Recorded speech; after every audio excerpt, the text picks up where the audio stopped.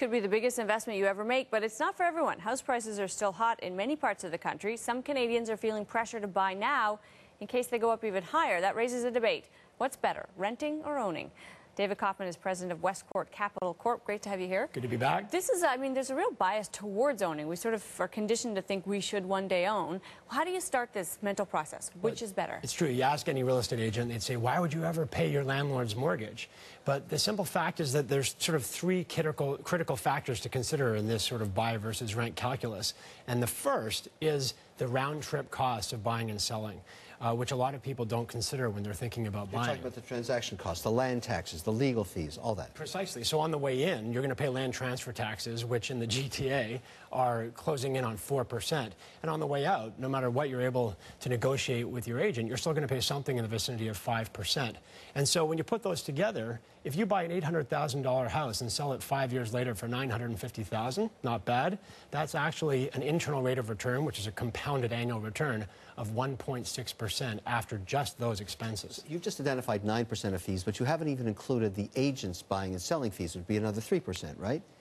Well, on the way out, I have included those, but on the way in, of course, it's the vendor paying those fees, not the purchaser. There's also costs of ownership, right, that don't apply to renting that we should consider? Yeah, it's sort of the marginal cost because, of course, you have to pay the rent. So what you want to discover is there an excess amount that you have to pay every month? So you have the opportunity cost of your down payment, which could be high if you're a good investor, property taxes, of course, which everyone's on the hook for, interest on your mortgage, which could go up if interest rates ever go north of zero, and, of course, general maintenance. And when you own a house, you tend to spend more on it on what we would call unrecoverable expenses, things that don't increase the value of your house necessarily. So, David, let's keep it simple. Let's include condominiums in this equation, not just houses on the ground with land, it's condos too.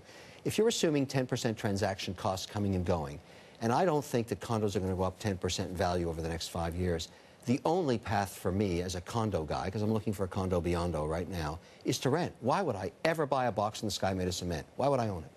I couldn't agree more, except for the fact that if you ask any agent or a lot of buyers, they believe that real estate prices just keep going up indefinitely. So if you knew that real estate prices were going to continue to go up 10, 15% a year, then it makes sense because it doesn't really matter as much what it costs you to maintain that during the period. But that's simply not what we expect. Over hundreds of years, real estate tends to appreciate about the same as inflation, which is 1–2% a year. Meanwhile, this is a critical period because you might be taking on a mortgage with house prices at a certain level, and interest rates could catch you out. Your house price could fall in value. It could actually both work against you, right? You get a terrible double whammy, which is how people ended up underwater in the U.S. So if you take a normal mortgage of, say, a 15% down payment, that's 600% leverage.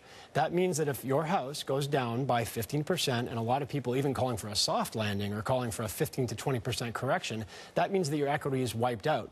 So, yes, you still live in the house, but 5 years later, when you go to refinance your mortgage at the end of that first term, you have no equity left in your house. They're still going to give you 85% loan to leverage if you're lucky, and you have to write another check just to keep it. All right, David, food for thought. Thanks for being here. Good to be here. All right.